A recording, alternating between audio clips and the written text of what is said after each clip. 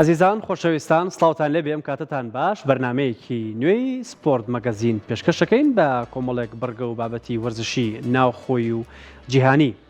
سەرەتا لە هەواڵێکەوە دەست پێکەین کە دیدارێکە جیا لە دیدارە سیاسەکان قوبا تاڵەبانی لەگەڵ کۆمەڵێک سەرۆکی یانە وەرزشیەکان کۆبووتەوە و گفتوگۆیەکی وەرزشیان کردو و پشتگیری خۆی بۆ دووپات کردوونەتەوە.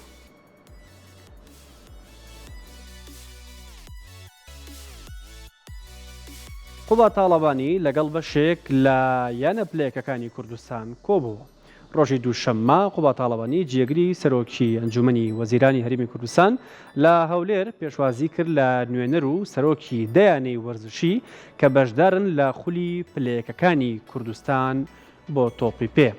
لە دانیشتنێکدا جێگری سەرۆکی ئەنجومەنی وەزیران گوێی بۆ کێشە و داواکارەکانی سەرۆکی ئەو یانانە گرت و بەڵێنی پشتگیری و هاوکاری پێدان. لای خۆشیانەوە نوێنەری یانەکانی بابان، هەڵەبجا، شۆڕیجا، ڕزگاری، بازیان، قەڵاتزێ و خانەقین و کۆیە و خاک و چەمچەماڵ سوپاسی قوبا تاڵەبانیان کرد کە هەمیشە هاوکاری وەرزش و وەرزشکارانی کردو و گفتوگۆیەکی وەرزشیشان کردووە لەسەر ئاستی وەرزش لە هەرێمی کوردستان.